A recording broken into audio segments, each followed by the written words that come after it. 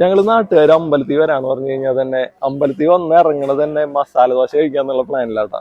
കാരണം എന്താ വെച്ച് കഴിഞ്ഞാൽ അമ്പലത്തിൽ വന്ന് തൊഴുതു പോകുമ്പോ എന്തായാലും ലക്ഷ്മിന്ന് ഒരു മസാല ദോശ കഴിക്കാണ്ട് നമ്മ ആരും പോവാറില്ല നാട്ടുകാര്. അപ്പൊ നമ്മൾ ഇന്നത്തെ ബ്രേക്ക്ഫാസ്റ്റ് കഴിക്കുന്നത് ലക്ഷ്മിന്നാണ്. വാപ്പ കഴിക്കാം. എന്താ ഇഡ്ലി വട, ഒരു മസാല, ഒരു നെയ് റോസ്റ്റ്, പിന്നെ വട എടുത്തോ. വട വട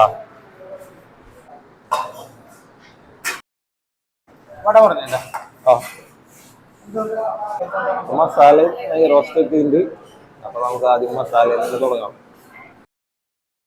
മസാല, അതിൻ്റെ കൂടെ നാളികേര ചട്നി ഉണ്ട്, സാമ്പാറുണ്ട്, ഇവിടെ പിന്നെ ഒരു തക്കാളി ചട്നി.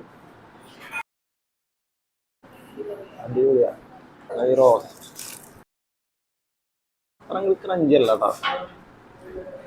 സാമ്പാർ തന്നെ കൂട്ടാൻ മതി. അടിപൊളി. ലക്ഷ്മിയിൽ വരുമ്പോ മസ്റ്റായിട്ട് നിങ്ങൾ ട്രൈ ചെയ്യണം വട. ഇവിടുത്തെ സംഭവം അടിപൊളി. ഈ കാണുന്ന ചിപ്സും സീഡ്സും എല്ലാവരും ഉണ്ടാക്കണതാട്ടോ. എന്റെ അറിവിൽ ഇത് വേറെ ഒരിക്കലും ബോളിയും പാലടയും കിട്ടുന്ന സ്ഥലമില്ല കേട്ടോ. ഇവിടെ വന്നു കഴിഞ്ഞാൽ നമുക്ക് കിട്ടും. ഒരു 8 മണിയാകുമ്പോഴേക്കും ഇവിടെ ബോളിയും പാലട റെഡിയായി. അപ്പൊ കൂട്ടുകാരൊക്കെ വന്ന് ട്രൈ ചെയ്ത് നോക്കും. ബോളിയും പാലട അടിപൊളി. ഇവിടെ വിൽക്കാൻ വെച്ചിട്ടുള്ള ഈ അച്ചാറും കൊണ്ടാട്ടവും മാങ്ങുപ്പിലിട്ടതും പപ്പടവും എല്ലാം നമ്മൾ മേടിച്ചു കഴിഞ്ഞാലുണ്ടല്ലോ പിന്നെ ഇവിടെ വന്ന് മേടിക്കും. കാരണം എന്താണെന്ന് വെച്ച് കഴിഞ്ഞാൽ ഇതെല്ലാം ഒരു വീട്ടിലുണ്ടാക്കി കൊണ്ടുവരുന്നതാ. അതിന്റെ ഒരു ഫ്രഷ്നെസ് ഇതിലെല്ലാത്തിനും ഉണ്ട്.